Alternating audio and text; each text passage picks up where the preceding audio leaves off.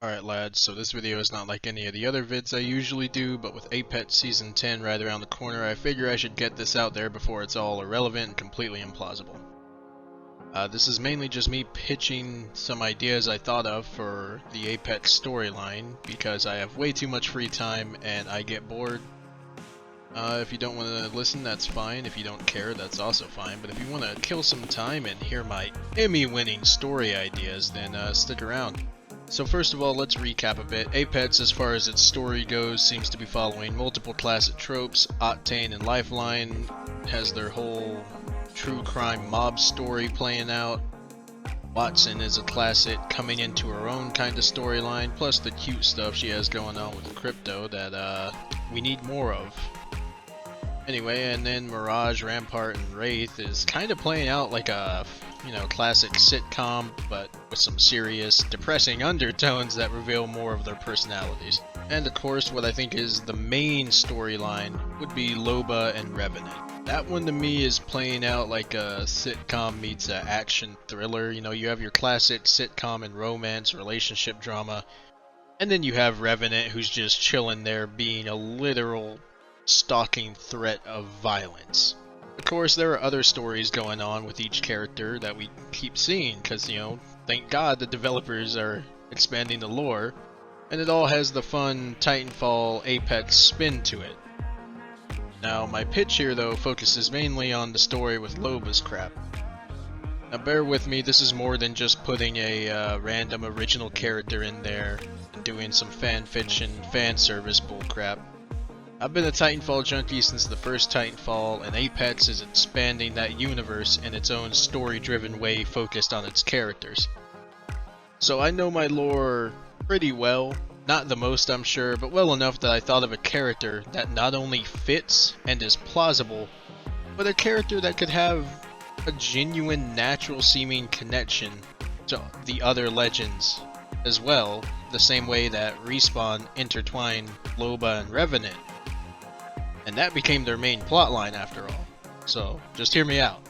So before getting into our character, let's recap the current canon storyline with Loba. Fair warning, there are going to be, spoilers. The entire Season 9 comic is live at this point, as well as its continuations, so you've been warned if you haven't checked those out already. Anyway, as any casual player probably knows from the voice interactions, there was something going on with Loba and Bangalore, and now Loba and Valkyrie.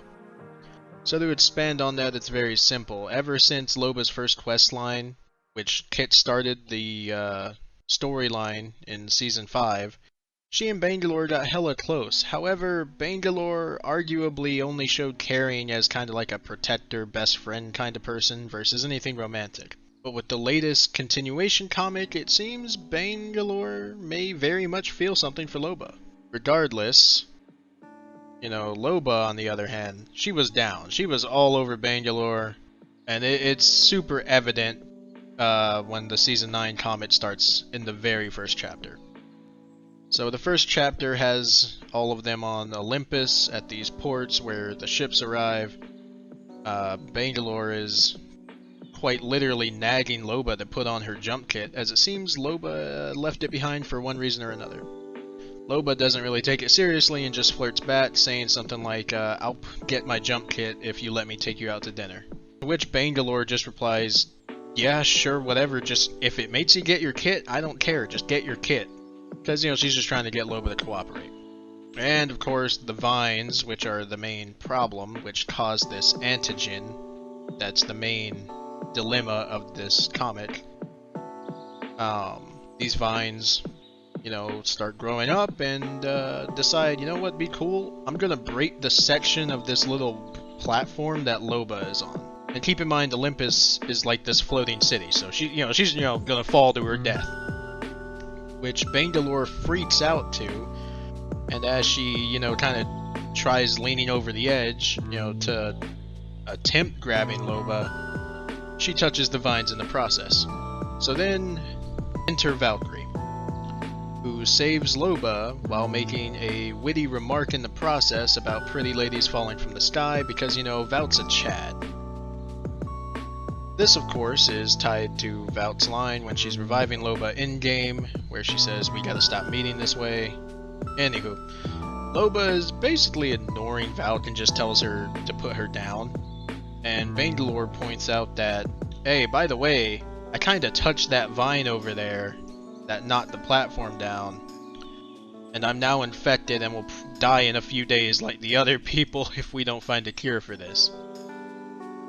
So Loba, loving Bangalore, goes on the whole adventure to find a cure for the antigen and risk her life. She succeeds, and the whole way is talking about, that date she has with Bangalore from their banter at the beginning of the comic. And again, it is very clear that Bangalore does care about Loba. That's undeniable. And we aren't really sure, though, still, in what way. Until the continuation comics, at least. Fair warning, this is where the spoilers come in. You've been warned. The end of the Season 9 comic, in true sitcom fashion, has Loba going to see Bangalore in the hospital, and she has a bouquet of flowers and all that, but then she stops as she looks through the room window and sees that Gibraltar and Rampart are already visiting Bangalore. And by the laws of romance tropes, these walls are paper thin, and no one notices Loba even though she's just standing in the window. She overhears Rampart asking Bangalore, "Hey, have you seen Loba yet? Bow chicka bow wow." And Bangalore replies, "Loba and I?" And then it literally plays out like this. It does a close-up on Loba's eyes as Bangalore goes to finish the sentence. "Loba and I are just friends." Still a close-up, but now her eyes are filled with tears. And then in the next pane, she has a death glare on her face. So yeah, Bangalore apparently friend-zoned Loba, which Loba did not take too well, it seems. And again, following true romance tropes, Loba storms out, slams those flowers into the trash can, and you know just who happens to see this happen? That's right, Valkyrie. And that's how it ends until the continuation comic, which in that Bangalore makes a reference to loving Loba, and she finds the flowers in the trash and frowns as she starts to piece things together. And during this, Loba is going for a nightcap with Valk on the roof, as Revenant is kinda just watching and monologuing about his revenge. And he's dropping some rhymes towards the end, I'm not gonna lie. Anyway, so we got a few theories to work with. Someone said Bangalore is just lying to the other legends because she isn't a touchy-feely kind of person. Which, yeah, I could see that. Maybe Bangalore just wasn't interested in any romances with anyone, her only goal was to get home to her family. She's pushing 40, and she probably thinks she just doesn't have time for a relationship or, bigger priorities.